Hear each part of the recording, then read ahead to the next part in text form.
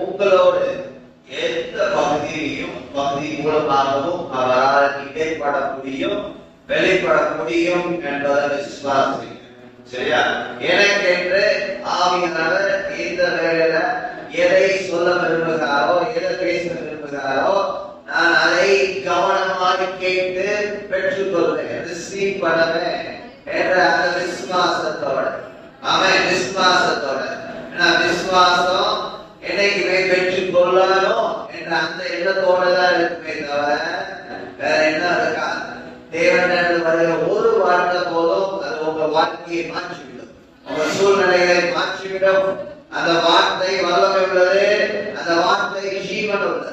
அவன் அந்த வார்த்தை உயிர்ப்பிக்கிற வார்த்தை, அந்த வார்த்தைக்குள்ள ஆண்டவர் தன்னுடைய ஆவியை வைத்திருக்கிறார். அவன் அந்த வார்த்தைக்குள்ள தேவனுடைய ஆவி அது எப்பேற்பட்ட சூழ்நிலையா இருந்தாலும் காரியங்களை மாற்றும். அந்த எலும்புகள் நிறைந்த பலத்தான். சரியா? அந்த உயிர் இல்ல, அசைவு இல்ல, பள்ளத்தாக்கு முழுவதும் எலும்புதான் கிடக்கு. அது இன்னைக்கு நேரத்துல பல வருஷமா, சரியா, பல வருஷமா உலர்ந்து போன எலும்புகள். ஆண்டவர் கேட்கிறார், பார்த்து மனுபுத்திரனே, இந்த உலர்ந்து போன எலும்புகள் உயிரடையுமா? உயிரடையுமா? அவர் சொல்லுறான், ஆண்டவரே எனக்கு தெரியாது, ஆனா நீங்க அறிவி. நம்ம என்ன சொல்லுவோம்? அடையாது சொல்லி அப்படி சொல்லக்கூடாது. சரியா?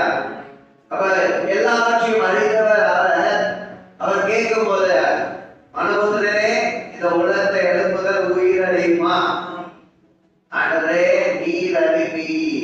அவன் நீர் அறிவி. இதன் அடிப்படையில் பார்க்கும்போது அவன் தேவனை சார்ந்து கொள்கிறான். அவன் ஒரு தீர்க்கதரிசியாக இருந்தாலும் அவன் தான் சொந்த முயற்சியில செயல்படவில்லை. தேவனை நாடி, ஆண்டவரே நீங்க அதை அறிவீர், நீங்க அதை அறிவீர். அப்ப ஒன்று, ஆண்டவர் அறிவார் என்பதை அவன் அறிந்திருந்தான். அதே போல தனக்கு போதுமான அறிவு இல்லை என்பதை அவன் ஏற்றுக்கொண்டான். இன்றைக்கு கிறிஸ்தவ வாழ்க்கையில ரட்சிக்கப்பட்டவர்கள் எனக்கு நல்லா தெரியும் என்று எண்ணம் இருக்கிறதுனாலதான் வசனத்தை ஒரு அளவுக்கு மேல நாம் போக முடியும். வசனத்தை குறித்த அறிவு, வசனத்தை எழுதி கொடுத்த பரிசுத்த ஆவியானவர் நமக்குள்ள இருக்கிறார். தேவனுடைய வார்த்தையெல்லாம் ஆவியானவரால் எழுதப்பட்டது. மனுஷருக்கு தேவ ஆவியானவர் நிரப்பப்பட்டு எழுதினார்கள். அப்ப அதன் அடிப்படையில் நான் ஒரு வசனத்தை வளர்த்து ஆராதிக்க போகிறோம், ஆராய்ச்சி தொடர்ந்து தியானிக்க போகிறோம். 1 தீமோத்தேயு 2ஆம் அதிகாரம்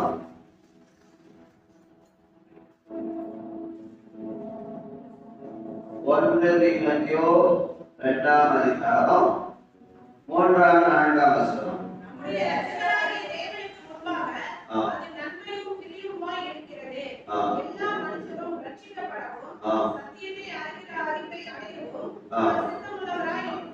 அப்ப ரெண்டு விஷயம் தேவனுக்கு முன்பாக என்னவா இருக்கு? நன்மையா இருக்கான், அவர் பார்வைக்கு பிரியமா இருக்கான். நன்மையும் பிரியமும் அப்படிதான் சொல்லியிருக்கு. குட் அண்ட் அக்செப்டபிள், ஏற்றுக்கொள்ளக்கூடியது என்று ஆங்கிலத்தில். சரியா? அது தேவனுடைய பார்வையில் ரெண்டு விஷயம், நன்மையும் ஏற்றுக்கொள்ளக்கூடியதா இருக்கு. அது திரும்ப வாசிக்கணும். 3ஆம் வசனம்.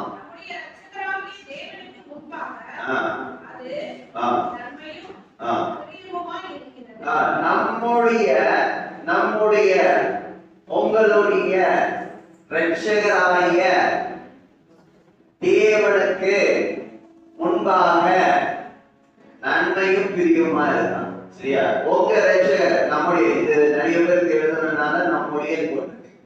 அப்ப உங்களுடைய இரட்சகர், உலகத்தில் இரட்சகர் நாம் அறிவோம்.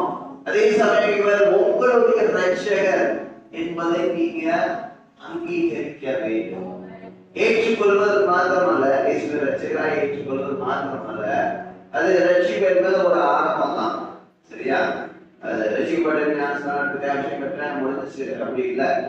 ரட்சிப்பே என்பது ஒரு ஆரம்பம் தான். சரியா? அப்ப உங்க ரட்சகருக்கு முன்பாக நன்மையும் பிரியமானது என்ன? ரெண்டு விஷயம் சொல்லி, எல்லா மனுஷனும் ரட்சிக்கப்படும். அது ஒரு சொல்லிட்டு அதுல நம்மளும் வந்துட்டோம். சரியா? அது முதல் ஸ்டெப் முடிஞ்சிருச்சு. ரெண்டாவது ஸ்டெப் சத்தியத்தை அறிகிற அறிவை அடையவும் அவர் சித்தமுள்ளவராயிருக்கிறார். சரியா? இப்ப ரெண்டு சித்தம். உடனே எல்லா மனுஷரும் ரட்சிப்பை அடைகிற அந்த அடையும்.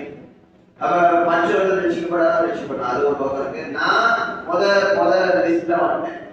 அடுத்த லிஸ்ட் என்ன இருக்கு? சத்தியத்தை அறிகிற அறிவினால்,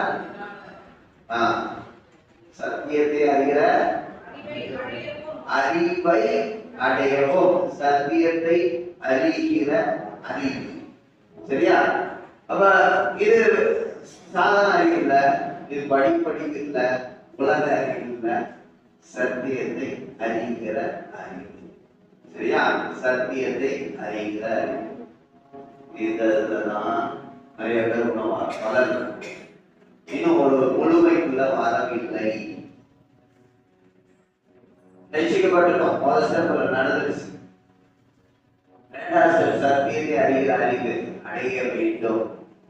அப்ப அடைய வேண்டும் என்றால் அது ஒரு இடம் இருக்கு. சரியா?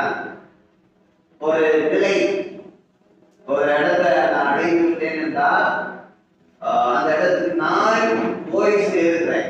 சரியா? அதை புரியுமான்னு சொல்றேன். ஒரு இடத்தை குறித்த மூளை அறிவு இருக்கு. சரியா? அந்த இடம் இங்க இருந்து எவ்வளவு தூரம் என்ற அறிவு எனக்கு இருக்கு. சரியா? அதே போல அதை குறித்த கேள்வி அறிவு இருக்கு. அதை குறித்த மற்றவர்கள் சொன்ன அறிவு இருக்கு. ஆனா நான் அந்த இடத்துக்கு போகவில்லை. அது மூளையில மட்டும்தான் இருக்கே தவிர அடைகிற அறிவு, சத்தியத்தை அறிகிற அறிவை அடைய அப்படின்னு சொல்லி அந்த இடத்துக்கு போகணும். இப்ப புரியுதா? நிறைய பேர் அந்த அறிவும் நம்ம கம்மியா இருக்கும், சில பேருக்கு கூட இருக்கும், சில பேர் கம்மியா இருக்கும். ஆனா அதை அடைந்து விட்டோமா என்றால் இல்லை. அதனாலதான் ரொம்ப ரொம்ப ரொம்ப ரொம்ப ரொம்ப முக்கியமான வசன அறிவு சொல்லல. இதே தெளிவா சொல்லிடுறேன். வசன அறிவு சொல்லல. பைபிள் எத்தனை வசனம் இருக்கு, எத்தனை அதிகாரம் இருக்கு, அதுல சொல்லல. சத்தியம், வசனங்களுக்குள்ளாக சத்தியம் அடங்கியிருக்கு. அந்த அறிகிற அறிவை அடையும். இது ரொம்ப ரொம்ப முக்கியம், ரொம்ப முக்கியம், ரொம்ப முக்கியம். அப்ப அது தானா நடத்துமா? நான் சத்தியத்தை தேடும் போது, சத்தியத்தை அறியணும் என்ற ஆர்வம் எனக்கு இருக்கும் போது, அதன் அடிப்படையில நான் தேடும் போது அதை நான் கண்டுபிடிக்கிறேன். சரியா? கண்டுபிடிக்கிறேன். தேடுகிறவன் அதை கண்டுபிடிக்கிறான். சரியா? தேடுகிறவன் கண்டடைகிறான். அப்ப அது தேடுதல். இதன் அடிப்படையில தான் மிச்ச நாட்கள் நம்ம பண்ணது இன்னைக்கு அதை குறித்து கொஞ்சம் நல்ல டீப்பா கொண்டு போவோம். சரியா? அப்ப அதன் அடிப்படையில் தான் உங்க செயல்பாடு இருக்கணும். ஈவன் உங்க ஜபமும் கூட என் தேவைகளின் அடிப்படையில் இல்ல, அல்லது ஒரு பிரச்சனை வருது அதன் அடிப்படையில் இல்ல, தேவன் என்னை எப்படி வைத்திருக்கிறார், எப்படி பார்க்கிறார், அதன் அடிப்படையில் ஜெபிக்க வேண்டும். அதனாலதான் நிறைய ஜெபத்துக்கு பதில். இது ரொம்ப முக்கியம். நான் ஒரு சாதாரண மனுஷன், சாதாரண நபர் என்ற அந்த பார்வையில நான் ஜெபிக்கும் போது அந்த ஜெபம் கேட்கப்படாது. இதே நான் அவருடைய பிள்ளை, அதே போல ஆசாரியர்கள் என்று சொல்லி, ஆசாரியர்கள்னா ஒரு முறைமைகள் இருக்கு. சரியா? ராஜாக்கள் என்று சொல்லியிருக்கு, அதுக்கு ஒரு முறைமை இருக்கு. அதன்படி நான் அணுகும் போது அந்த ஜெபத்துக்கு பலமாய் உண்டு. ஆமென். அப்ப அதே சமயம் எது எனக்கு ஏற்கனவே கொடுக்கப்பட்டிருக்கிறது என்பதையும் அறிய வேண்டும். சரி, எது எனக்கு ஏற்கனவே இருக்கு. இப்ப உங்களோட ஒரு பொருள் இருக்கு, அது அந்த பொருள் வேணும்னு சொல்லிட்டு இருக்கோமா? இல்ல. எப்ப சொல்லுவோம்? அந்த பொருள் என்ற எதுக்கு என்ற அறிவு இல்லாதப்ப நம்ம அந்த பொருளை வேணும் சொல்லுவோம். இதே மாதிரிதான் நிறைய விஷயங்களை தேவன் ஏற்கனவே நமக்கு கொடுத்துட்டார். நம்மை ஆசீர்வதித்து இருக்கிறார். ஆமென். ஆனா அதை கொடும் என்று சொன்னா அறியாமையினாலே கேட்கிறோம் தவிர உண்மையிலேயே அது நமக்குள்ளதா இருக்கு. இத பிசாசு அறிய விட மாட்டான். அதனால பல பேர் கொடும் இன்னும் கொடும் மூத்தமான பார்த்து என்ன சொன்னாங்க, என்னுடையதான் உன்னுடையது. ஆனா அவனுக்கு அந்த அறிவு இல்லை. அவன் என்ன சொன்னான், நான் எல்லாம் ஒழுங்கா பண்றேன், வேலை பார்க்கிறேன், அதை செய்யறேன், இதை செய்யறேன். இன்னைக்கு நிறைய பேர் அப்படிதான் சொல்லிட்டு இருக்கோம், நான் ஜெபம் பண்றேன், அதை பண்றேன், இதை பண்றேன், எல்லாம் ஒழுங்கா பண்றேன், என்னுடையதான் உன்னுடையதான் அவர் சொல்லிட்டார். அந்த அறிவு இல்லை. எது என்னுடையது என்பதை நான் அறிந்து கொண்டு செயல்படுவதுதான் மிச்சம். அதுதான் மிச்சம். எது என்னுடையது, எனக்கு என்ன கொடுக்கப்பட்டிருக்கிறது என்ற அறிவு. சரியா? அதன் அடிப்படையில சென்ற நாட்கள் சொன்னேன், இயேசுவோ நாமும் கொடுத்துடலாம். இயேசு சொந்தகுமாரன், நாம் இயேசுவின் மூலமா பிதாவுக்கு சொந்தமாக்கப்பட்டவர்கள், அவருடைய பிள்ளைகள் தான். சரியா? இயேசு நம்முடைய மூத்த சகோதரன் என்று ஒரு இடத்துல வேதம் சொல்றது. மூத்த சகோதரன் நம்முடைய ரோல் மாடல். அதாவது இயேசு வாழ்க்கையாய் இருந்தவர் மாம்சமாய் வந்து மனித தோற்றம் எடுத்து ஒரு சரீரத்தை எடுத்து இந்த உலகத்துல வந்து தேவன் அவருக்கு என்று நியமித்த திட்டம், அவருக்கு என்று நியமித்த திட்டம் சிலுவையில் மறிக்கிறது. சரியா? அதுதான் பிரதானமான முக்கியமான நோக்கம். அதை நிறைவேற்றும்படி வந்து நிறைவேற்றி முடிச்சு போனார். அதன் மூலமாக தான் பகவத்துக்கான வழி திறக்கப்பட்டது. நமக்கும் தேவனுக்கும் பல மைல்கள் தூரம் அல்ல, உங்களுக்குள்ளதான் இருக்க, உங்களுக்குள்ளதான் இருக்க. இந்த கான்சியஸ், இந்த அறிவு உள்ளதுக்குள்ள இருக்கார் என்று சொன்னா மாத்திரம் பார்த்தாரு, எந்தெந்த ரீதியில அவரோடு இணைந்து நான் செயல்பட முடியும் என்பதை அறிய வேண்டும். சரி ரீதியாக என்கிட்ட எழுதாலும் நான் அவரை விசுவாசிக்கவில்லை என்றால், அவரோடு இணைந்து செயல்படவில்லை என்றால், அவர் இருந்தாலும் அவரால் ஒன்றும் செய்ய முடியாது. அதே போலதான் இன்னைக்கு ஆமையான இருக்காங்க. பல வேளைகள்ல நாம் அவரோடு இணைந்து செயல்பட செயல்படாததுக்கு நாளதான் பல காரியங்கள்ல அற்புதங்களை பார்க்க முடியவில்லை. சரியா? அப்ப தேவனுடைய சிந்தை எப்படி என்பதை நான் வார்த்தை மூலமாய் சத்தியத்தின் மூலமாய் அறிந்து கொண்டு அதுல நான் உறுதியா நிற்கும். ஏதோ ஒரு நாள் ஜபம் பண்றது இல்லை, அதுதான் உண்மை, அதுதான் சத்தியம். அதுல நான் உறுதியா இருப்பேன். எப்படி உறுதியா இருப்பது? என் பேச்சு அப்படிதான் இருக்கணும், என் சிந்தனை அப்படிதான் இருக்கணும், என் யோசனை அப்படிதான் இருக்கணும். டெய்லி விசுவாசம் என்பது ஒரு நாள் மாத்திரம் பேசுகிறது இல்லை, டெய்லி அது பேசுகிறது. சரியான பேச்சு பேசுறது, சரியான பேச்சு. இப்ப நல்லா இருக்குது, என் சரீரம் நல்லா இருக்கு, நாளைக்கு ஒரு மாதிரி இருக்கும்போது என் சரீரம் பலவீனமா இருக்கு, நோயா இருக்கு என்ற அந்த பேச்சு அல்ல. சரி, அதுக்காக டாக்டர் போய் பார்க்க கூடாதுன்னு சொல்லல. நான் எப்படி சத்தியத்துக்குள்ள செயல்படுவது என்று சொல்றேன். எனக்குள்ள கிறிஸ்துவின் ஜீவன் இருக்கு, கிறிஸ்துவின் உயிர்ப்பிக்கிற ஆவியானவர் இருக்காரு. எனக்குள்ள என் சரீரம் முழுவதுமாக அவருடைய உயிர்ப்பிக்க வல்லமை செயல்பட்டு கொண்டு இருக்கிறது. நானும் அவரும் வேற வேற இல்லை. அவர் எனக்குள்ள இருக்கிறார், எனக்குள்ள வாசம் பண்ணி கொண்டு இருக்கிறாரு. என் சரீரம் அவருடைய ஆலயமா இருக்கிறது. அவர் எனக்குள்ள ஜீவ நதியாய் புறப்பட்டு ஓடிக்கொண்டிருக்கிறார். அதனால சரீரத்தில் வியாதிகள் இருக்க முடியாது, பலவீனங்கள் இருக்க முடியாது, நோய்கள் இருக்க முடியாது. இது நோய் இருக்கும் போது மட்டும்தான் இப்படி பேசணும் இல்லை, அதுதான் உங்க பேச்சா மாறும், அதுதான் உங்க யோசனையா மாறும், அதுதான் உங்க சிந்தனையா மாறும். சரியா? அப்படி நீங்க பண்ணும்போது என்ன ஆகும்னா, நான் அடிக்கடி சொல்றது உண்டு, நான் தமிழ்ல வசனத்தை வாசிக்கிறேன். சரியா? அது எங்க போகுது? என்னுடைய மூளைக்கு போகும், மூளை. ஆனா அது ஏன் இருப்பியத்துக்குள்ள போறோம்னா, ஆவியானவர் எங்க இருக்காரு? என் மூளையில இருக்காரா, சிந்தனையில இருக்காரா? இல்ல, இதயத்துல இருக்காரு, என் ஆவியில இருக்காரு. சரியா? அப்ப அந்த அறிவு என்னுடைய ஆவிக்குள்ள போகணும்னா, அல்லது என்னுடைய இதயத்துக்குள்ள போகணும்னா, அது யோசனையா இருக்கும்.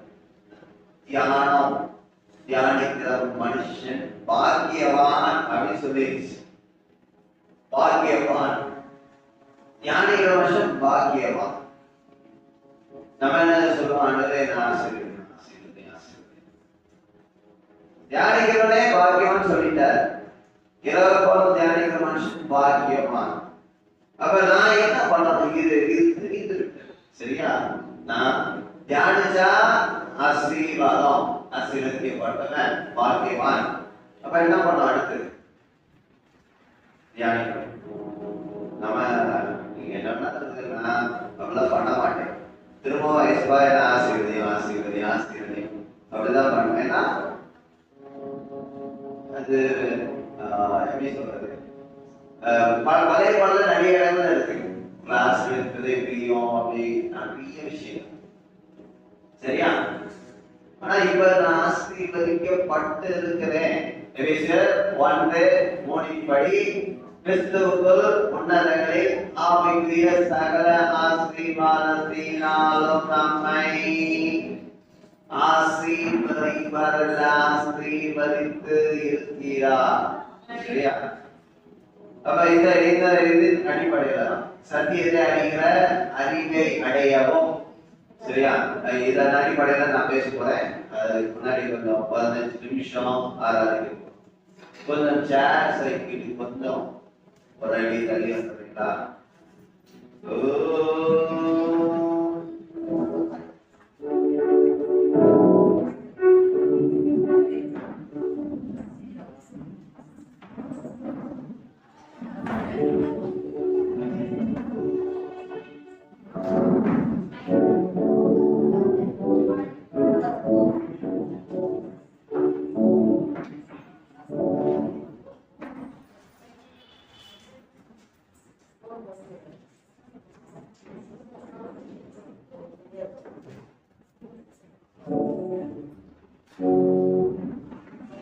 அடுத்த இன்னொரு வசனத்தையும் பார்த்துலாம், பார்த்துட்டு அப்படி ஆராதிக்கலாம். லூக்கா 11:52.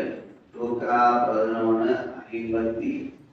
11:52.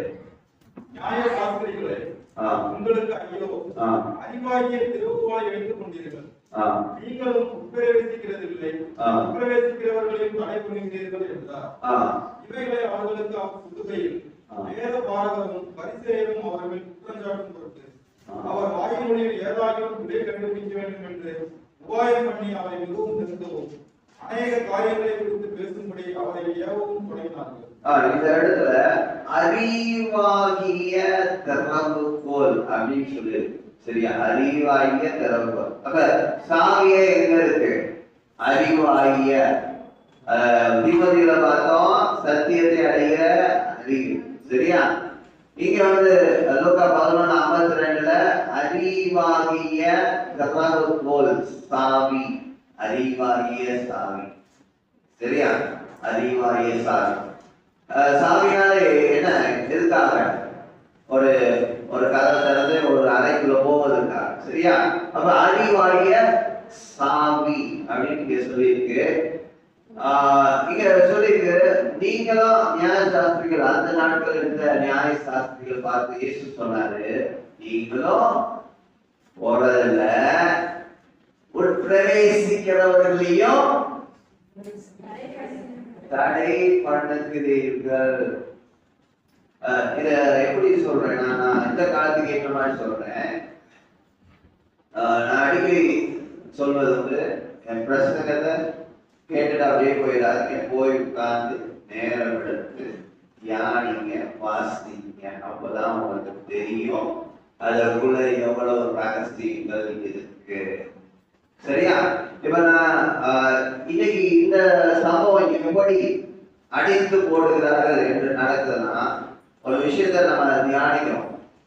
இதே பத்தி இன்னொரு இடத்துல போனீங்கன்னா வேற மாதிரி சொன்னா இங்க இங்க கேட்டது அடைக்கப்படும், புரியுதா?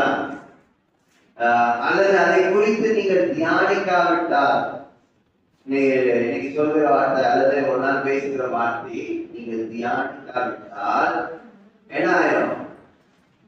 மறந்து போயிடும். இல்லாட்டி அந்த சத்தியம் எனக்கு தெரியும், கேட்டேன், ஆனா அதை நான் தியானிக்காத பட்சத்துல மனதுல எவ்வளவு நாள் இருக்கும்? ஒரு நாள் இருக்கும், 2 நாள் இருக்கும், 3 நாள் இருக்கும், சரி? அதுக்கு மேல இருக்காது. ஏதோ வசனம் ஞாபகம், ஆனா அது குறித்த ஆழமான சத்தியம் இருதயத்துக்குள்ள போகணும்னா அதை எடுத்து உட்கார்ந்து தியானிக்கணும், சிந்திக்கணும். இன்னைக்கு தியானிக்கிறது நிறைய பேர்ட்ட இல்ல, வசனத்தை தியானிக்கிறது.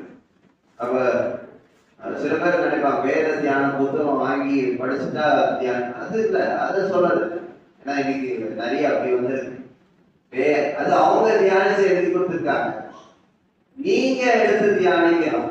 ஒவ்வொருவரும் வார்த்தையை எடுத்து ஒரு வசனத்தை கேட்க வச்சுக்கோங்க, அதை சிந்திங்க.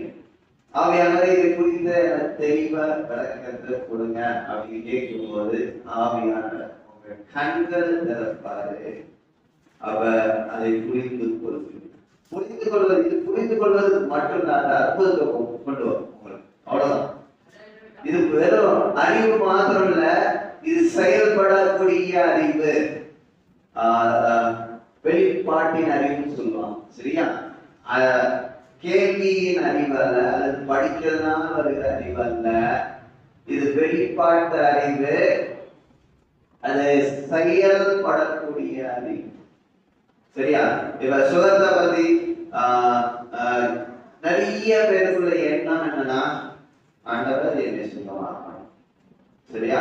இல்லாட்டி வரப்பட்ட ஒரு தேவ ஊழியர்கள் எனக்காக ஜெபிக்கும் போது சுகமாகும். வேற என்ன இருக்கு? அதாவது எனக்கு விசுவாசம் பத்தல, விசுவாசம் வந்ததுக்கு அப்புறம் சுகமாகும். இப்படி நிறைய காரியங்களை நாமே கட்டி வைத்துக் கொள்கிறோம், ஒரு அரண் மாதிரி கட்டி வைத்து, சரியா? ஏசாயால சொல்லிட்டு அவர் அனுப்பின வார்த்தை அது அனுப்பின காரியமாக போய் வாய்க்கும். வார்த்தையிலையும் அதுவும் உண்டு. நீங்க உட்கார்ந்து வசனத்தை தியானித்து பேசும்போது அந்த வார்த்தை உங்களுக்குள்ள அவ்வளவு அவ்வளவு போதுமானது இருக்கு. வார்த்தையில இருக்கு, வார்த்தையில வல்லமை இருக்கு. சரியா? அப்ப இந்த எண்ணங்களை நம்ம எடுத்துக்கணும். ஒருத்தவங்க ஜோம் பண்ணாதான் எனக்கு அற்புதம் நடக்கும், இல்லாட்டி வேற எப்படி என்ன பூச்சி ஜோம் பண்ணாதான் அற்புதம் நடக்கும், கை வச்சு ஜோம் பண்ணாதான் அற்புதம் நடக்கும், இல்லாட்டி இங்க போனாதான் அற்புதம் நடக்கும். 4 மாவடி வருது, 4 மாவடி போனாதான் அற்புதம் நடக்கும். இதெல்லாம் நம்ம மனுஷர்கள் அல்லது இந்த டிவி நிகழ்ச்சியை பார்த்தாதான் அற்புதம் நடக்கும். இப்படி நிறைய விஷயத்தை நம்மளே கட்டி வச்சிருக்கோம் போட்ட மாதிரி. கையில வேதம் இருக்கு, வேதத்தை எழுதின பரிசுத்தாவியானவர் உங்களுக்குள்ள இருக்காரு. அப்ப இது சுகத்துக்கு மட்டும் இல்லை, எல்லாத்துக்கும் இங்க இருக்கு. இருக்கு. அப்ப எடுத்து அதை சரியாய் பகுத்து அறியணும். சரியா? சத்தியத்தை சரியாய் பகுத்து அறிய வேண்டும். அது ரொம்ப ரொம்ப முக்கியம். ஒரு வசனத்தை பிடித்துட்டு இதுதான் முழு சத்தியம் அப்படி எடுக்க கூடாது. சரியாய் பகுத்து அறியணும். உமக்கு சிங்காசனம் அமைத்திட உம்மை துதிக்கிறோம் இயேசுவே.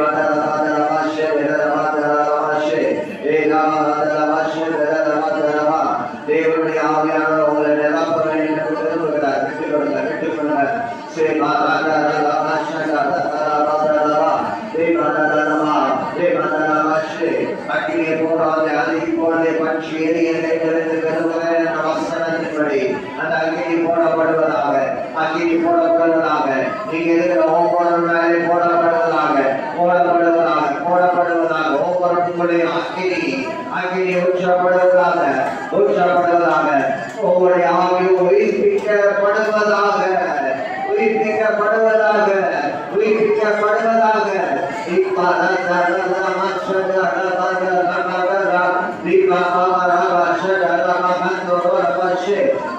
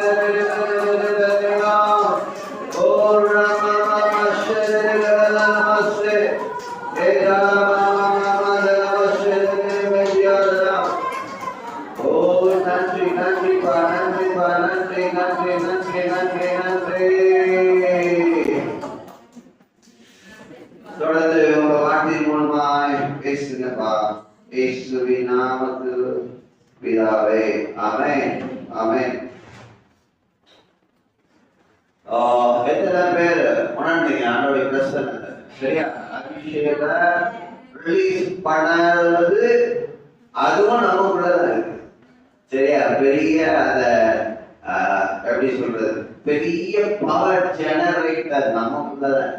அதை சும்மா வச்சிருக்கிறதும் உங்க கையில தான் இருக்கு, அதை பயன்படுத்துறதும் உங்க கையில தான் இருக்கு. ஆமென். அந்த ஆவியானவர் நமக்குள்ள இருக்கிறாரு.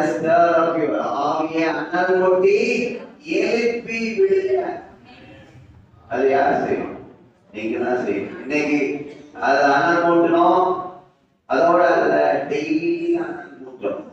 அனல் மூட்டும் போது நான் சொல்றேன், ஒண்ணு முதல்ல நாவல பாஷை இருக்கு, சரியா? அந்நிய பாஷை இருக்கு, சரியா? அந்நிய பாஷை தட்டி அந்நிய பாஷை வரலன்னா வசனத்தை எடுங்க, சத்தியத்தை எடுத்து பேசுங்க, சரியா? பேசுங்க. எப்படி அனல் மூட்டப்படும் என்று சொல்லுங்க. ஞாயிற்றுக்கிழமை பார்த்த உன்னை குறித்து உண்டான தீர்க்க தரிசனத்தை முன்னிட்டு நல்ல போராட்டம் போராடு அப்படின்னு சொல்லியிருக்கு. நல்ல போராட்டம் போராடு. உன்னை குறித்து உண்டான ஸ்பெசிபிக்கா உன்னை அப்படின்னு அந்த இடத்துல இருக்கு தீமோத்தேயுல. உன்னை குறித்து உண்டான தீர்க்க தரிசனத்தை முன்னிட்டு அதை வச்சு வேற எதையும் வச்சிருந்த. உன் மனசு என்ன சொல்லுது அதை வச்சிருந்த, உணர்ச்சி என்ன சொல்லுது அதை வச்சிருந்த, உலகம் என்ன சொல்லுது, சூழ்நிலை என்ன சொல்லுது அதை வச்சு அல்ல. நம்ம என்ன பண்றோம்? சூழ்நிலை என்ன கொண்டு வர அதை வச்சுதான் போராடிட்டு இருக்கோம். அப்படி இல்லை. உன்னை குறித்து உண்டான தீர்க்க தரிசனத்தை முன்னிட்டு நல்ல போராட்டம். அதனால அந்த ஆண்டவர் கொடுக்கிற வார்த்தை தீர்க்க தரிசன வார்த்தையும் நல்லது. டெய்லி நீங்க ஆண்டவர்கிட்ட வாங்குற வார்த்தை ரொம்ப ரொம்ப ரொம்ப முக்கியம். அதே போல அந்த அதிக உறுதியான தீர்க்க தரிசன வசனமும் உண்டு அப்படின்னு நம்ம பார்த்தோம். அதிக உறுதியான தீர்க்க தரிசன வசனமும், சரியா? இதை எதற்கு சொல்றேன்னா, இப்படிதான் செயல்படும். உடனே ஆவி அனல் போட்டு எழுதுறது எப்படி? நான் உங்க வாயிலிருந்து மெதுவா பேசுவீங்க, சரியா? அந்நிய பாஷையில பேசுவீங்க. போக போக போக போக அது இது மாதிரிதான் சொல்லுவாங்க, மிஷின் ஓட ஓட ஓட சூடா. அதே மாதிரி அந்நிய பாஷையில பேச பேச பேச சில பேர் 5 நிமிஷம் பேசிட்டு விட்டுறீங்க. அதுதான் தவறு. பேசிட்டே இருக்கணும். ஒரு கட்டத்துல நீங்க கண்ட்ரோல் பண்ணாலும் வாயை நிப்பாட்ட முடியாது, சரியா? அந்த ஒரு நிலைக்குள்ள போகும்போது அந்த அபிஷேகம் உங்களை ஆளுகை செய்யும். நீங்க பேச மாட்டீங்க, ஆவியானவர் உங்களை கண்ட்ரோல் பண்ண ஆரம்பிச்சுவாங்க. ஆமென். அப்ப ஆவி உங்க ஆத்மா உங்க மனசை கட்டுப்படுத்த ஆரம்பிச்சிடும். ஈவன் உங்க ஒரு கட்டத்துல உங்க சரீரத்தையும் கட்டுப்படுத்த ஆரம்பிச்சிடும், சரியா? அப்பதான் சுகம்லாம் ஆரோக்கியம்லாம் நடக்குது, அற்புதங்கள் அப்படி நடக்குது, சரியா? அப்படி ஒரு விதம். ரெண்டாவது வார்த்தைய நான் எடுத்து இன்டென்ஷனலா நான் இன்னைக்கு இந்த நாள் ஆரம்பிக்கிறேன் என்றால், இன்னைக்கு இந்த வசனத்தை எடுத்து இந்த வார்த்தையை எடுத்து நான் பேச போகிறேன் என்ற ஒரு தீர்மானம் எடுத்து நீங்க பேச ஆரம்பிக்கணும், சரியா? அது சுகமா இருக்கட்டும், சிரிப்பா இருக்கட்டும், பொருளாதார ஆசீர்வாதமா இருக்கட்டும், ஒரு திறந்த வாசலா இருக்கட்டும், எதுவா இருந்தாலும் நீங்க அந்த வார்த்தையை எடுத்து பேசணும், சரியா? முதல்ல சாதாரணமா தான் பேசுவீங்க, அந்நிய பாஷை சாதாரணமா பேசுவீங்க. அதை தொடர்ந்து பேச பேச பேச உடனே உங்க காதுகளுக்குள்ள போகும், உங்க இதயத்துக்குள்ள போகும். பேச பேச பேச ஒரு கட்டத்துல அந்த வார்த்தையில உள்ள வல்லமை, சரியா? அந்த வார்த்தையில உள்ள ஜீவன் வெளிப்பட ஆரம்பிக்கும். ஆமென்.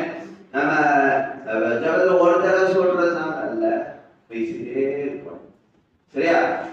அப்ப அந்த வார்த்தை இதை எதற்கு நான் சொல்றேன் என்றால், ஆண்டவர் எல்லாத்தையும் உங்களுக்கு சம்பாதித்து வைத்து விட்டார்.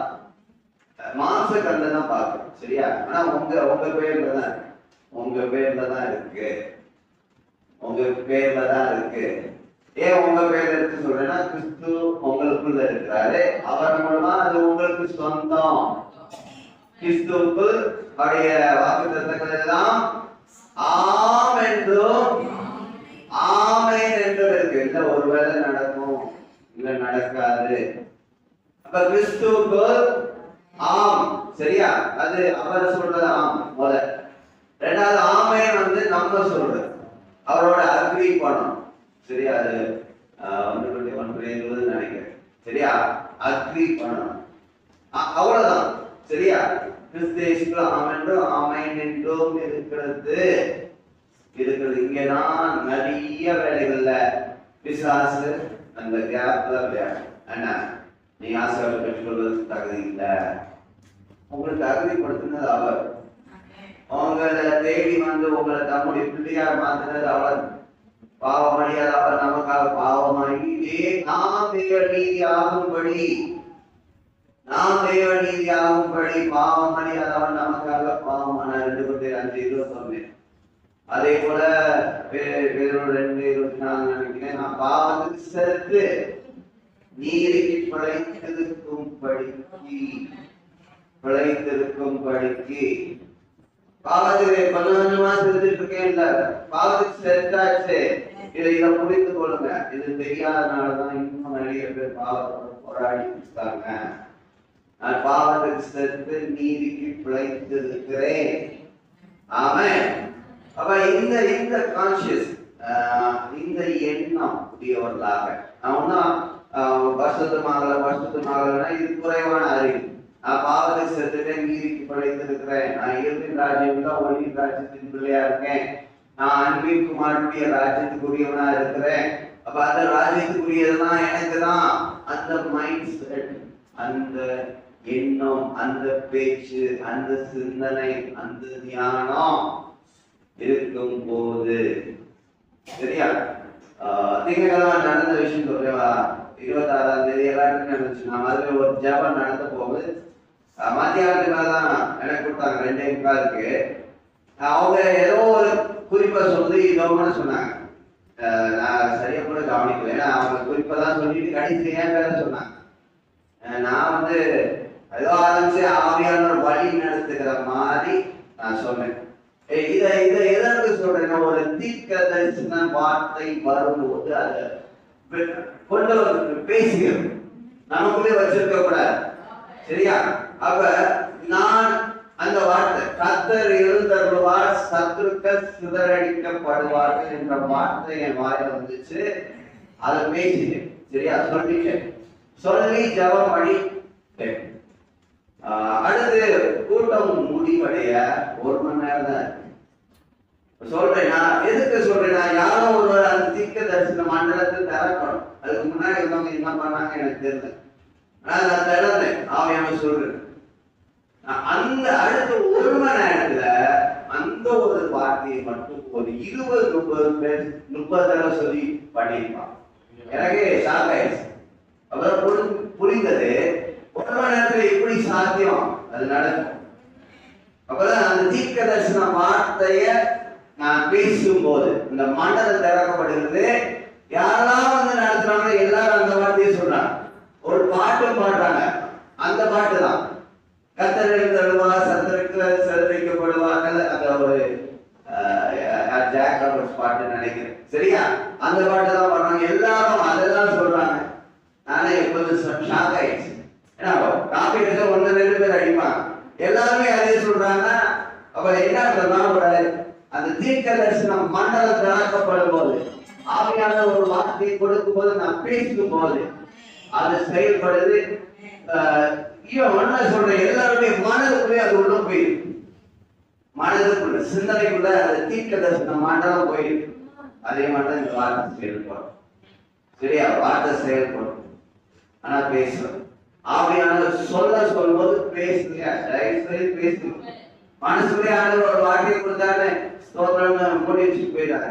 பேசுங்க, காற்றுக்குள்ள போகட்டும். உங்க வீடு முழுவதும் அந்த வார்த்தை நடவட்டும், உங்க தெருக்கள் நடவட்டும். வாகனத்துல போகும்போது அந்த வார்த்தையை பேசுங்க, சரியா?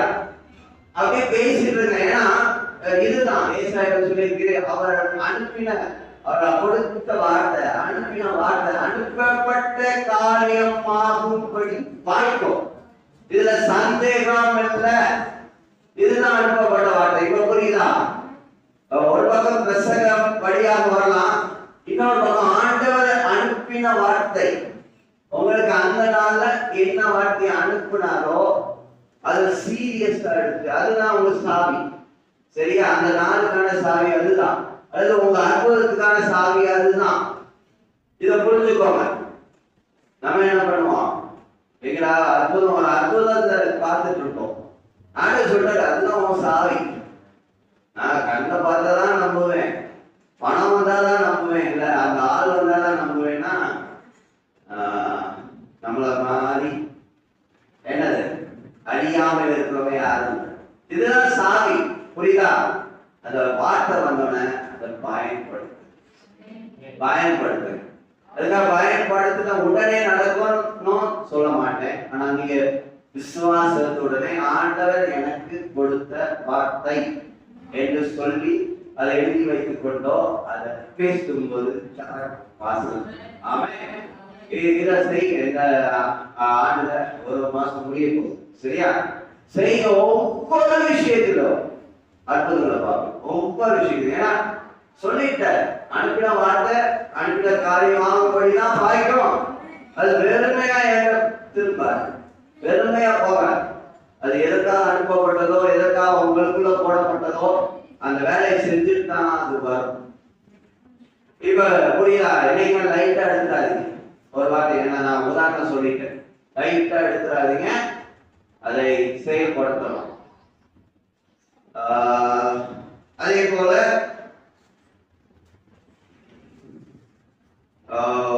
லூக்கா 11:34 வாசிங்க. லூக்கா 11:34.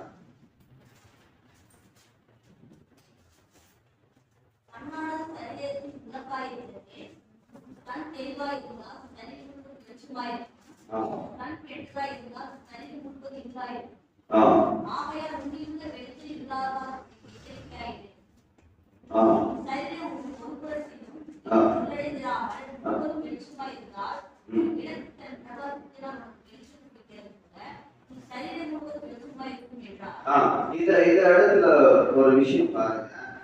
உன் சரீரம்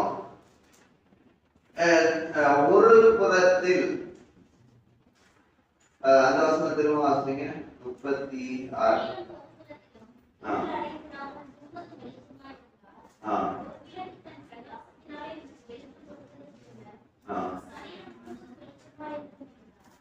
சரீரம் முழுவதும் வெளிச்சமா இருக்கும். அப்ப இங்க ஒரு விஷயம் பாருங்க. உங்க சரீரத்துல ஒரு புறம் இருளா இருக்க வாய்ப்பு இருக்கா? இருக்கு. சரியா? இங்க சொல்லி உன் சரீரம் ஒரு புறத்திலும் இருளடைந்திராம, ஒரு புறமா கொஞ்சம் கூட இருளடைந்திராம முழுவதும் வெளிச்சமாயிருந்தால், ஒரு விளக்கு தன் பிரகாசத்தினால் உனக்கு வெளிச்சம் கொடுக்கிறது போல உன் சரீரம் முழுவதும் வெளிச்சமாயிருக்கும் என்றார்.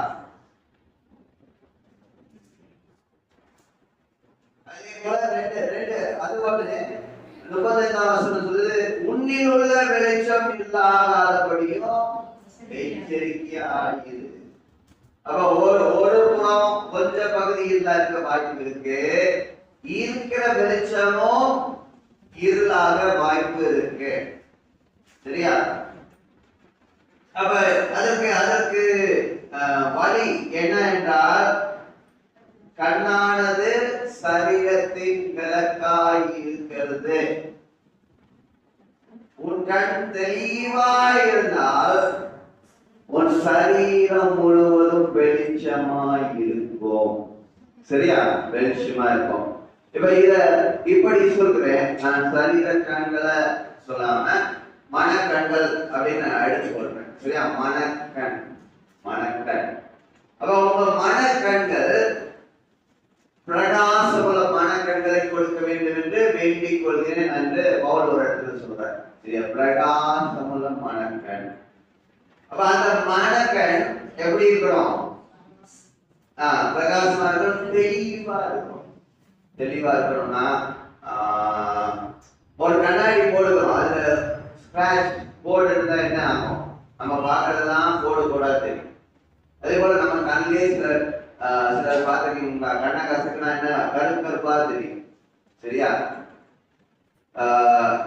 அது அது மாதிரி கண் தெளிவா இருக்கணும். ரொம்ப ரொம்ப முக்கியம், ரொம்ப ரொம்ப முக்கியம். அப்ப கண்ணில் எது பூசிப்பட்ட என்ன பண்ணுவோம், தண்ணியை வச்சு கழுவுவோம். சரியா?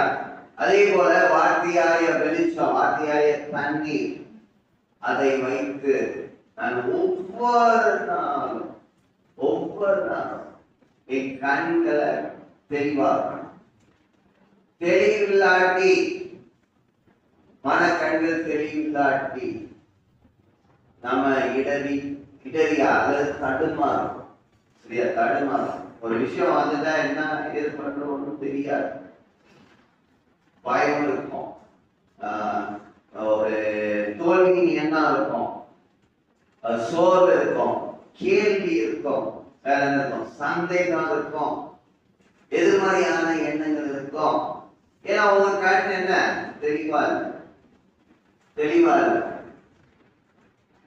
அப்ப மனக்கண் நான் தெளிவா சொல்லிட்டேன். ஆசீர்வாதம் எல்லாம் உங்களுக்குள்ள இருக்கு, எல்லாம் உங்களுக்குள்ள இருக்கு. அப்ப சத்தியத்தை அடைய வேண்டும். அது அடைய வேண்டும் என்றால் அந்த நாலேஜ், அறிவாய திறவுகோல் வேணும். அது தடப்படக்கூடாது. அதே போல இந்த இடத்துல பார்த்தோம், கண் தெளிவாய் இருக்கணும். ஒரு புறமும் இருள் இருக்கக்கூடாது. சரியா? இப்ப ஆரோக்கியத்தை குறித்து, சுகத்தை குறித்து உங்களுக்கு ஒரு முழுவதுமான சத்தியம், தெளிவான சத்தியம் அவசியம். சரியா? நம்ம வியாதியோடு இருப்பது தேவனுடைய சித்தமா? இல்ல. சரியா? வியாதி அவர் மேல ஏற்று கொண்டாரு, நான் அனுபவிக்க தேவையில்ல. இன்னொன்னு, இதே ரெண்டு பகுதியில் எடுத்துக்கலாம். ஏன்னா நமக்கு வார்த்தை பங்காகவும் வகையாகவும் தீர்க்கதரிசிகள் மூலமா திருநூலம் பற்றினா அப்படின்னு இருக்கு. அதே போல சத்தியங்கள் அங்கங்கே இருக்கு. சரியா? முழுமையான சத்தியம் வேணும். சரியா? இப்ப பேர் சொன்னாரு, என்ன சொன்னாரு, அவருடைய தழும்புகளால் குணமானீர்கள் அப்படின்னு சொன்னார். அவர் யாருக்கு எழுதுறாரு? யூதர்களுக்கு எழுதுறாரு. சரியா? சிதறப்பட்ட யூதர்களுக்கு எழுதுகிறார். இன்னொன்னு, அவருக்கு பவுலுக்கு கொடுக்கப்பட்ட அளவு வெளிப்பாடு யாருக்கு கொடுக்கப்படல? பேதுருக்கு கொடுக்கப்படவில்லை. பேதுரு ஒரு இடத்துல சொல்றாரு, பவுல் சொல்ற விஷயமா எனக்கு புரியறதுக்கு ரொம்ப கஷ்டமா இருக்கு ஒரு இடத்துல இருக்கு. சரியா? அவருடைய தளர்வுகளால் குணமானீர்கள் என்ற ஒரு விஷயம் யூதர்களுக்கு சொல்றாரு, உடன்படிக்கையின் மக்களுக்கு சொல்றாரு. சரியா? புது சிருஷ்டி என்ற விஷயம் யாருக்கு வெளிப்படுத்தப்பட்டது? பவுல். சரியா? அந்த புது சிருஷ்டி என்ற விஷயத்தை, புது சிருஷ்டினா என்ன சொல்லிருக்கு? ஒரு கிறிஸ்துவுக்குள் இருந்தால் புது சிருஷ்டியா இருக்கிறார். பழையகள் எல்லாம் ஒழிந்து போயின, எல்லாம் புதிதாயின. சரி? எல்லாம் இது பேரு சொன்னதுக்கும் இதுக்கும் வேற. அப்படி தலைமுறை குணமானீர்கள்னா அங்க வியாதி இருக்கு, குணமானீர்கள். சரியா? அது ஒரு விதமான வெளிப்பாடு. வியாதி இருக்கு, குணமானீர்கள். சரியா? வேற குணமானீர்கள் வராது. சரியா? வியாதி இருந்தாதான் குணமானீர்கள் வரும். ஆனா புது சிருஷ்டியில வியாதி என்பது இல்லை. இதை புரிந்து கொள்ளுங்க. ஏன்னா புது சிருஷ்டினா என்னது? பழையகள் எல்லாம் ஒழிந்து போயின, எல்லாம் புதிதாயின. இப்ப ஒரு வண்டி இருக்கு. சரியா? அதுல ஏதோ டேமேஜ் இருக்குன்னு வச்சுக்கோங்க. அது பெயிண்ட் அடிச்சுட்டு வைக்கிறதுல அந்த வண்டியை தூக்கி போட்டு புது வண்டி ஆகணும். அப்படின்னா எல்லாமே புதுசு. அதுதான் புது சிருஷ்டி. இதை புரிஞ்சுக்கோங்க. ஏன்னா நம்ம பழைய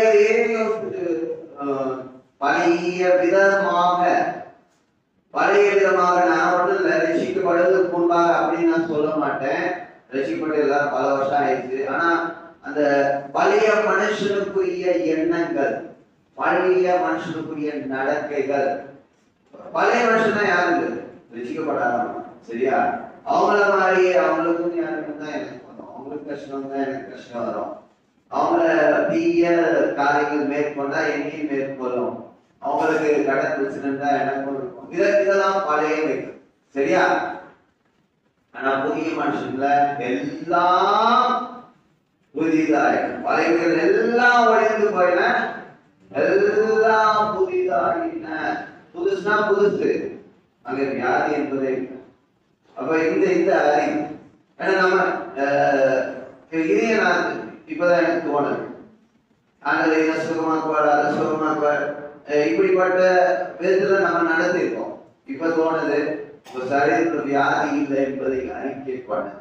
அவன் புது சிருஷ்டியில வியாதி இல்லை, வியாதி இல்லை, வியாதி இல்லை, வியாதி இல்லை. அதான் கலத்தில் 2:20 சொல்றாரு, இனி நான் அல்ல கிறிஸ்துவே இந்த சரீரத்துக்குள்ள இருந்து என்னில் வாழ்கிறார், என்னில வாழ்ந்துட்டு இருக்காரா கிறிஸ்துவே. அப்ப இந்த அண்டர்ஸ்டாண்டிங், இந்த புரிந்து கொள்ளுதல், ஏன் ஜீவன் இல்ல இத புரிந்து நான் தான் வாழ்ந்துட்டு இருக்கேன், நான் தான் கஷ்டப்பட்டு இருக்கேன்னா கஷ்டப்படுங்க இல்ல, எனக்குள்ள ஒருத்தர் இருக்காரு, நாள பிழைக்கிறது நான் அல்ல கிறிஸ்துவே, கிறிஸ்துவே நான் டெய்லி விசுவாசம் தான், அவர் மேல வைக்கிற விசுவாசம் தான் அவசியம். அந்த வருஷம் ஆசிரியர்களை வாசித்து முடிச்சிடலாம். கலாத்தியர் 2:20.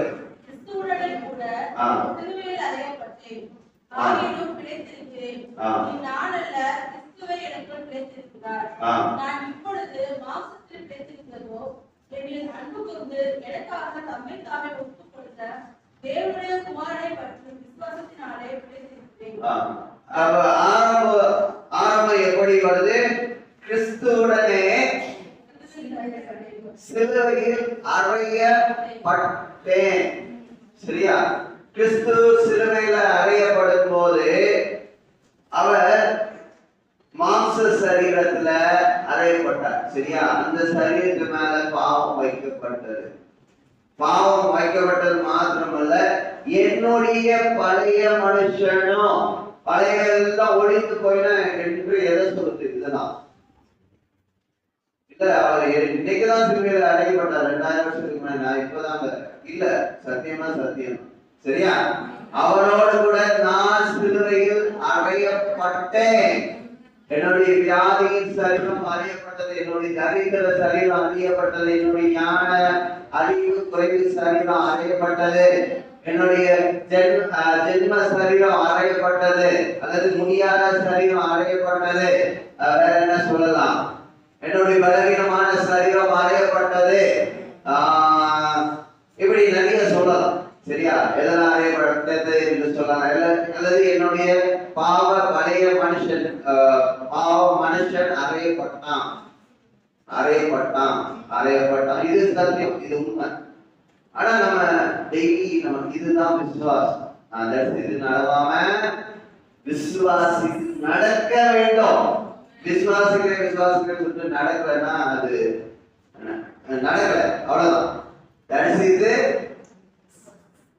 நான் தரிசித்து நடவாமல், பார்த்து நடக்காம, அல்லது என்னுடைய அறிவு அல்லது என்னுடைய உணர்வுகள் சொல்லுகிறதை படி நடவாம விசுவாசித்து நடக்கிறேன், விசுவாசித்து நடக்கிறேன். உடல்ல இப்ப ஒரு இடத்துக்கு போனா இந்த இடத்துல கிடைக்காது அப்படின்னு ஒரு விஷயம் இருக்கு வச்சுக்கோங்க. இது மூளையா இருக்கு. நிறைய எல்லாருமே சொல்றாங்க, ஆப்போசிட்டா சொல்றாங்க, இந்த இடத்துக்கு போனா இந்த காரியம் கிடைக்காது, நடக்காது.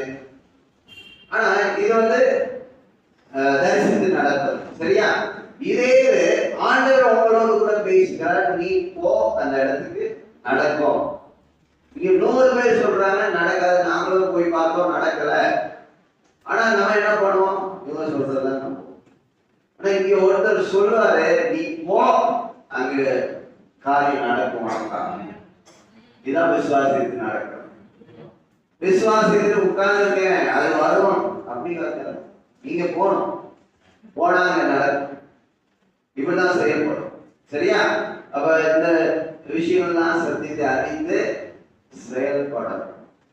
அடிக்கடி சொல்லியிருக்கேன், வியாதியோடு வலியோடு இருக்கிறவங்களுக்கு ஒரு தடவை ஜெபம் பண்ணுவேன், அப்படியே இருக்கு சொல்லுவாங்க. சில பேர் வலி குறைஞ்சிருக்கு சொல்லுவாங்க, 2 தடவை பண்ணுவேன், திரும்ப அதே சொல்லுவாங்க. நம்ம விடுற மாதிரி இல்லை. 3ஆவதுலையும் சில பேருக்கு 4ஆவது தடவை 5ஆவது தடவை முற்றிலுமா குணமாயி. சரியா? இதுதான் என்னது விசுவாசித்து நடக்கும். அவ சத்தியத்தை அறிங்க. ஒரு சத்தியமா இருந்தாங்க. முதல்ல சொன்னேன், தேவனுடைய நம்முடைய ரட்சகராய் தேவனுடைய பார்வையில நன்மையும் பிரியும் என்னது? எல்லா மனுஷரும் ரட்சிக்கப்படவும். அது நம்ம ரட்சிக்கப்பட்டோம். அடுத்து சத்தியத்தை அறிகிற அறிவை அடையவும் அவர் சித்தமுள்ளவரா இருக்காரு. எத்தனை பேர் அந்த சித்தத்தை பண்றீங்க? அதே உங்க சித்தம் என்னன்னு கேட்டுட்டே தான் இருக்கும். அந்த சித்தத்தை எத்தனை பேர் பண்றீங்க? நிறைய பேர் பண்றது இல்லை. அதே போல ஞாயிற்றுக்கிழமை சொன்னேன், தேவனுடைய நன்மையும் பிரியமும் பரிபூர்ணமான சித்தம் என்னதென்று பகுத்தறியத்தக்கதாக உங்கள் மனம் புதிதாகிறதுனால் மருந்துவோம். அப்ப தேவனுடைய சித்தம் நன்மை பிரியம் பரிபூர்ணம். சரியா? ஆனா அதை பகுத்து அறிவதற்கு மனம் புதிதாக்கப்படணும். இங்க இன்னைக்கு சொன்னேன், மனம் புதிதாக்கப்படணும்னா என் பார்வை தெளிவா இருக்கும். சரியா? என்னைக்குமே தேவனுடைய வார்த்தை ஃப்ரெஷ்ஷா ஆனதுங்க. ஏற்கனவே என் மூளையில நிறைய விஷயங்களை வச்சுட்டு பைபிள் படிக்கணும்னு சொல்லியிருக்காங்க, படிக்கிறேன் அப்படின்னு புதுசா அணுகுங்க. ஒவ்வொரு பகுதியையும் ஒவ்வொரு வசனத்தையும் புதுசா அணுகுங்க. ஆவியானவரே எனக்கு இந்த வார்த்தையின் ஆழங்களுக்குள்ள கொண்டு செல்லுங்க அப்படி அந்த பார்வையில அணுகுங்க. உண்மையில சொல்றேன், 99 கிறிஸ்தவர்கள் பார்வை தெளிவார். அதனாலதான் மெஜாரிட்டி ஆஃப் கிறிஸ்டியன்ஸ், அநேக கிறிஸ்தவங்க வியாதியில இருக்காங்க, கஷ்டப்படுறாங்க. ஏன்னா அவங்க அந்த அப்படியே வந்துட்டே இருக்கு, ஒரு வருஷம் வருது, அதே நிலையில இருக்காங்க. புதுசா என் மனதை திறந்து பார்க்கணும்னு யாரும் யோசிக்கிறது இல்லை. பெரிய பெரிய அற்புதங்களுக்குள்ளாக சென்றவங்க, பெரிய பெரிய அதிசயங்களுக்குள்ளாக சென்றவங்க தான் அவங்க பண்ணதுதான் இந்த ரொட்டீனா எப்பயும் எல்லா சபைகளிலும் நடக்கிறதுக்குள்ள அவங்க இல்லை. அவங்க கொஞ்சம் உட்கார்ந்து யோசிக்கிறாங்க, ஏன் இது வேலை செய்ய மாட்டேது, ஏன் அற்புதம் நடக்கல, அவர் வார்த்தை சொல்றது குணமாயிட்டு சொல்றது, ஏன் உனக்கு வியாதி இருக்கு, ஏன் அப்படின்னு அந்த கேள்வியோட சத்தியத்தை தேடினாங்க, ஆராய்ந்தாங்க, கண்டுபிடிச்சாங்க, அற்புதம் நடந்துச்சு. அதுதான் ரகசியம். இல்ல எல்லாரும் அது சொல்லுவாங்க கூட்டத்தோட அப்படியே இல்லை. எடுத்து பாருங்க, ஆவியானவர் வெளிப்படுத்துவார். சரியா? வெளிப்படுத்துவார். அது ஒண்ணு. ரெண்டாவது ஜெபம் கட்டாயம் பண்ணணும். நீங்க ஒவ்வொரு நாளும் டெய்லி டைம் எடுத்து 26 சொல்லுது 26 நீங்க சோதனைக்கு உட்படாதபடி பிடித்திருந்து ஜெபம் பண்ணுங்க. அவருக்காக ஜெபம் பண்ண சொல்றது. நீங்க 1 மணி நேரமாகிலோ பிடித்திருக்க கூடாதான்னு அப்படி கேட்டிருக்காரு. நீங்க சோதனைக்கு உட்படாதபடி. அப்ப கட்டாயம் 1 மணி நேரம் அங்க சொல்லிட்டு நீங்க எவ்வளவு நேரம் முடியுமோ டெய்லி காலையிலயோ நடிகரோ ஜபம் பண்ணி ஆகணும். சோதனைக்கு உட்படக்கூடாதுன்னா ஜபம் பண்ணுங்க. அது போல தெளிவா நீங்க ஜெபிக்க ஒவ்வொரு விஷயத்திலும் திரும்ப தெளிவா சொல்றேன், ஆவியில என்னைக்குமே குழப்பம் இருக்காது. பிரசனம் பண்றதுக்கு முன்னாடி நல்லா ஆண்டவர் பிரசனத்துல போவேன். பிரசனம் கூட ப்ரிப்பேர் பண்றதுக்கு அவ்வளவு நேரம் எனக்கு தேவையில்லை. ஆனா ஆண்டவர் பிரசனத்துக்குள்ள போய் மனசுல தெளிவா இருக்கும். ஏன்னா என் வசன அறிவா எதை பேசுறதுன்னே தெரியாது. அதெல்லாம் இருக்க மைண்டு ஃபுல்லா கிளியரா இருக்கும். தெளிவா எனக்கு தெரியும், இந்த வசனம் தான், இந்த வார்த்தை தான், டக்கு டக்குன்னு தெரியும், அதை மட்டும் தான் சொல்லுவேன், அற்புதங்கள் நடக்கும். ஆமென். அப்ப அதுக்கு தேவை ஜெப வாழ்க்கை. சரியா? ஜெப வாழ்க்கை. சரி, ஜெப வாழ்க்கைனா எப்படி ஜெபிக்கிறது? அடுத்த கேள்வி வரும். நீங்களா ஜெபிக்காதீங்க, வசனத்தை எடுங்க, வசனத்தை சொல்லி ஜோங்க, அதுவே போதும், அதுவே போதும். சரி, வசனத்துல நிறைய ஜெபங்கள் உண்டு, அதை எடுத்து ஆண்டவரே இப்படி சொல்லி கேட்கு. அதே மாதிரி இன்னொரு விஷயம் சொல்றேன், எல்லாம் உங்களுக்கு சொந்தமாயிடுச்சுன்னா கேட்பீங்களா? அப்ப என்ன சொல்லணும்? ஏசப்பா எனக்கு ஏற்கனவே கொடுத்துருக்கீங்க, அதுக்காக நன்றி, அது வெளிப்பட போகிறது சீக்கிரமாய வாழ்க்கையில. அவ்வளவுதான் சொல்லணும். நான் கேட்க கூடாது. நிறைய கிறிஸ்தவர்கள் நம்மகிட்ட இருக்கிறது என்ற அறிவில்ல கேட்டுட்டே இருக்காங்க. அதுதான் அந்த அறியாமை. அப்ப நன்றி செலுத்துங்க. அதே சமயம் சில விஷயங்களுக்கு கட்டளை இடணும். கட்டளை இடும் போது காரியங்கள் நடக்கும். அதே போல நான் வியாதிக்கு நான் சுகமாகும் அப்படின்னு நான் கேட்க மாட்டேன், கட்டளை இடுவேன். வலியே போ, நோயே போ, இது சரியாகு அப்படி கட்டளை இடுவது. தீர்வை மட்டும் பேசுது பாருங்க, அது கேட்குதா கேட்கலையா பாருங்க. சரியா? ஆண்டவரே சுகமாக்கும், அது ஒரு விதமான ஜெபம், அது வேலை செய்யும் சொல்றேன்.